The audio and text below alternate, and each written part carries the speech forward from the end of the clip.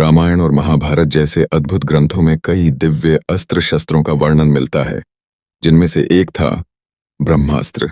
यह कोई साधारण अस्त्र नहीं था। यह स्वयं ब्रह्मा जी के वरदान से प्राप्त होता था और इसका प्रभाव इतना भयानक था कि इससे बचना असंभव माना जाता था। लेकिन एक महापुरुष ऐसा था जिस पर इसका कोई असर नहीं हुआ, और वो थे पवन पुत्र हनुमान। पुराणों के अनुसार ब्रह्मा जी ने हनुमान जी को 3 विशेष वरदान दिए थे। इन वरदानों में एक था, कोई भी ब्रह्मदंड या दिव्य अस्त्र उन पर प्रभाव नहीं डालेगा और युद्ध में उन्हें कोई पराजित नहीं कर पाएगा। यह वरदान तब काम आया जब हनुमान जी लंका पहुंचे।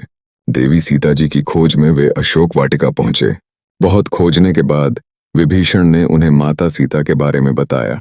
जब हनुमान जी ने देवी सीता को प्रभु श्री राम का संदेश सुनाया तो उन्होंने माता की आज्ञा लेकर फल खाने शुरू किए।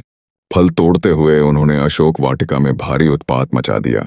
वाटिका की रक्षा में लगे राक्षसों ने उन्हें रोकने की कोशिश की, अस्त्र शस्त्र चलाए, पर हनुमान जी ने सबको चकनाचूर कर दिया।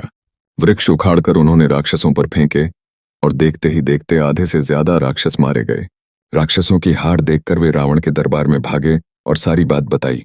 क्रोधित होकर रावण ने अपने पुत्र अक्षय कुमार को हनुमान जी को बंदी बनाने भेजा, लेकिन बजरंगबली के आगे उसका कोई चल न सका और हनुमान जी ने उसका वध कर दिया। इसके बाद रावण ने अपने सबसे शक्तिशाली पुत्र मेघनाद को भेजा। मेघनाद मायावी था।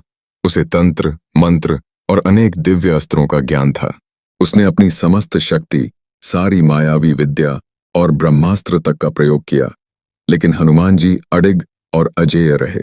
अंत में जब उसने ब्रह्मास्त्र चलाया तो हनुमान जी जानते थे कि उन पर उसका कोई प्रभाव नहीं होगा, लेकिन वे यह भी जानते थे कि यदि ब्रह्मास्त्र निष्फल हो गया तो यह उस दिव्य अस्त्र का अपमान होगा, और इसलिए ब्रह्मास्त्र का सम्मान बनाए रखने के लिए हनुमान जी ने स्वयं को उसकी शक्ति के आगे समर्पित कर दिया और अचेत होकर गिर पड़े।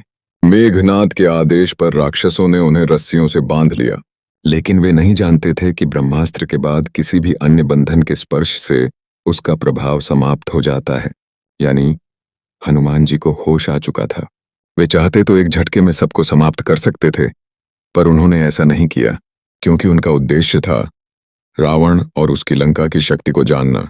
वे स्वयं को बंधन में बंधने देना चाहते थे, एक योद्धा की तरह, एक रणनीतिक बुद्धिमान की तरह।